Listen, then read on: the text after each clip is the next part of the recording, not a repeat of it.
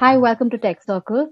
Founded in 2008, the Indian Energy Exchange is an electronic system-based power trading exchange regulated by the Indian government Central Electricity Regulatory Commission. Today at Tech Circle, we have with us Sangh Gautam, who is the Chief Technology Officer at Indian Energy Exchange Limited, to let us in on how the company is positioned to deliver the government's vision of power for all on a 24/7 basis using technology. Hi, Sangh. Welcome and thank you for making the time. Hi, Supriya. Thanks for the opportunity. I want to know who are the stakeholders or who are the customers here that have a role to play in the entire exchange platform? Who does what basically? IEX is the first and the largest energy exchange in India. It is providing a nationwide, it's basically a nationwide automatic trading platform for physical delivery of electricity. We also deal with renewable energy certificates and also energy saving certificates. So basically, the exchange platform enables an efficient price discovery, and it increases the accessibility and transparency for the power market at large. Today, more than 6,600 participants are registered on our platform from 29 states, 5 union territory, five UTs, and over 4,800 registered participants are eligible to trade electricity contracts.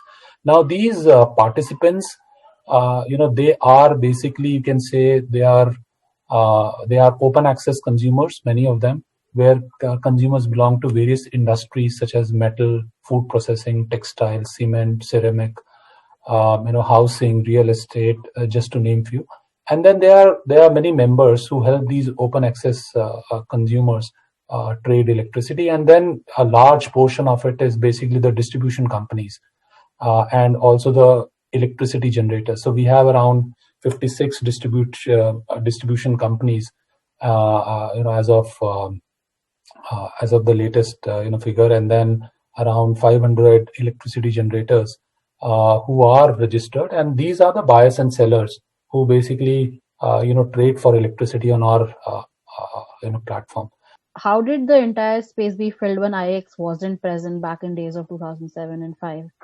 What was its replacement back then, and how was the entire commodity? How was the entire commodity handled in terms of bidding? Initially, when this entire space has been a long-term PPA kind of driven, right? All the discoms, etc., they have these long-term contracts, and you have heard about how the discoms are unable to meet their obligations.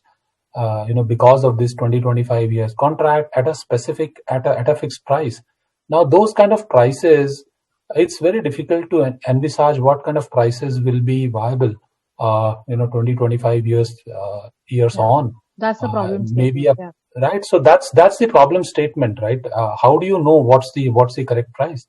And now what has happened is that with green markets, these new segments like sustainable energy, renewables, those prices are again being questioned, especially with the now those prices are the kind of sudden supply of energy that can happen within the solar time frame. So in days you have a surplus of energy, and how do you get the maximum out of that?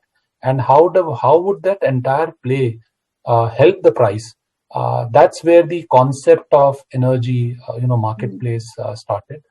It's already there in Europe and other countries. What has the whole digital transformation agenda been like at a company level? I know that you joined the company only in 2019, but if you could take me through all the phases through the digital transformation agenda. The moment we are internally efficient, then it translates to efficiency for our customers also. And that efficiency, I think with COVID, I would say it has hastened that kind of process. We were already doing it, but we had to do it in a speed that was really breaking, especially kind of challenging for us. But I think as an organization, we kind of pulled it through. And so efficiency is the core. And for having efficiency, we are in the process. We have done a lot of automation internally, where we are using wherever we can some kind of process automation tool. We are experimenting with RPAs, the robotic process automation. We are also experimenting with many open source technologies also, which some of the startups use, even to automate their process so that they can give maximum value as a startup to their customer. And above all, we have introduced member APIs. So using those APIs, and these are across the market segment, using these APIs, the customer is able to integrate their IT solution within our ecosystem. So it helps them automate their processes also. So all our members, if they want to automate some part of their process, instead of manually being able to log in to our platform and then placing bid, they have a mechanism where they can automate their part. So in a way, we even helped our members and our customers to be able to save and optimize their operational cost also, using these APIs. So these are some of the things that we took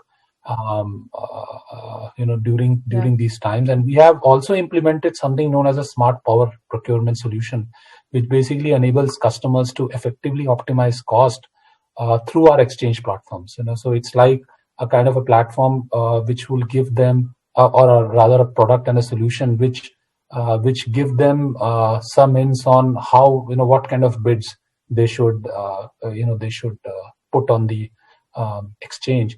I think a lot of the things that we now are trying to experiment with is related to, I would say, a bit around blockchain, artificial intelligence, and the advanced analytics. How can these stuff help the energy market as such? This is some of the areas that we are trying to, I would say, dabble with. On the analytics front, we are first trying to see how it is improving our insight, right? As a company, do we have enough insight?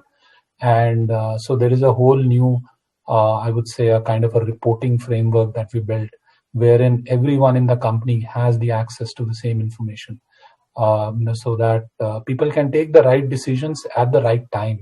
So in the energy space, it's all about the kind of data that you can give to your stakeholders, and the similar data that we have, we also share with our customers also, so that they can get into insight as to what kind of how should they have bidded, or maybe what was the past about, what were the data points, and what can they derive from those data points. So analytics is something we do believe would really help, especially, and the machine learning may be the aspect of it. And then stuff around blockchain, we are also trying to see how the blockchain, etc., the new age technologies can help in this area. Some, can you try and give me specific use cases, since we are talking about these frontier technologies, in terms of how it fits into IEX's way of carrying out things? Yeah. See, I think blockchain is a very specific use case. I think one of the use cases, and we are trying to have a kind of a MOU with some of the companies who are leading in this space. The idea is around peer-to-peer trading, right? So peer-to-peer trading or P2P trading is basically a localized tech-based market trading, wherein this concept of prosumer is becoming very common nowadays. Now, the prosumer is basically a producer, or rather a consumer, who can now also produce energy. So the whole aspect of where the solar trading that is going to happen, people are going to have solar rooftops, and the government is really bullish on and giving all the kind of incentives for people to kind of dabble in this space. So what the future that we see will happen is, this peer-to-peer trading platform basically is going to intelligently manage the load for the prosumer, and to optimize the consumption cost, and to maximize the revenue from the rooftop solar and battery storage system. So the scenario could be that the seller, which is basically a rooftop seller, he places sell bids on a P2P platform, and buyers place their buy bids for matching and price determination.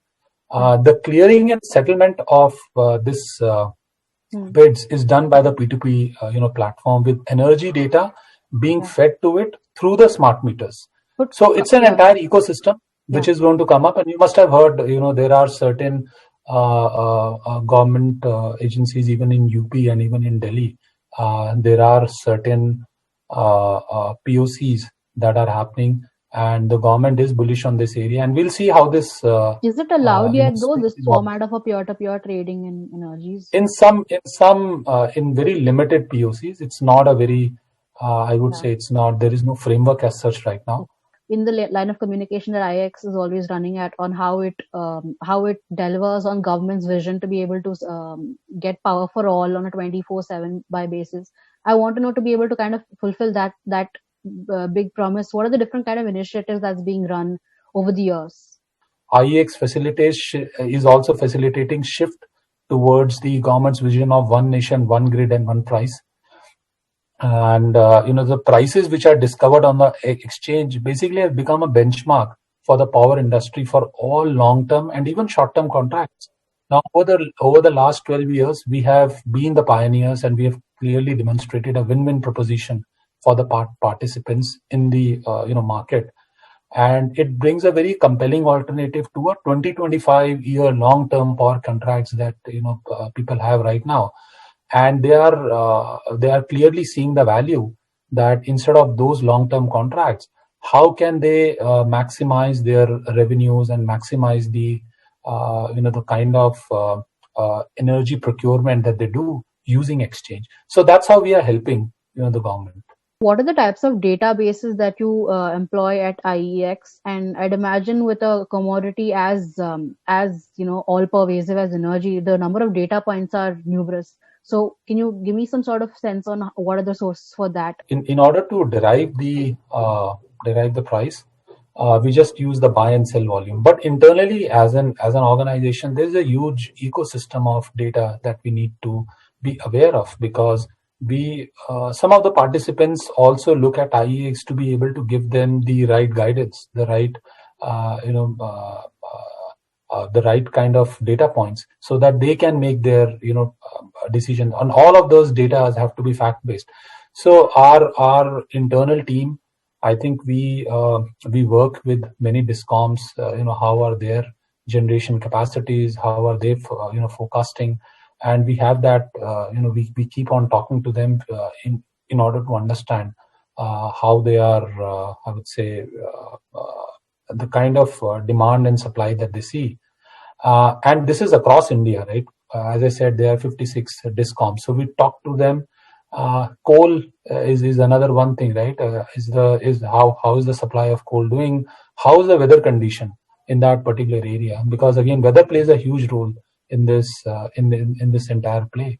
And then there are stuff like, is there maintenance? Some generation station are not performing optimally at that point of time. So there is maintenance activities, some stuff that needs to be done. Sometimes these stations are not viable, because the kind of price that they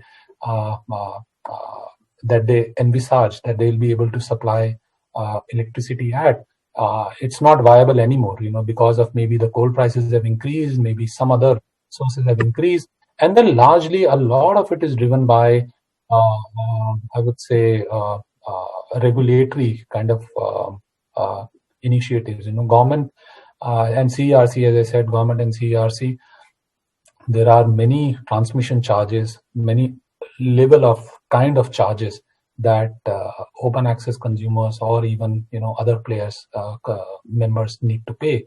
Now, are these any changes that can be done on those charges so that there's maximum benefit that can be done? So we take these kind of initiatives for the industry at large, so that our consumers can also help be helped if those charges can be reduced, or they can be changed by the policies. So a lot of policy interventions is kind of also where IEX plays a role. So as I said, it's just not about data. It's kind of a very diverse ecosystem with many players.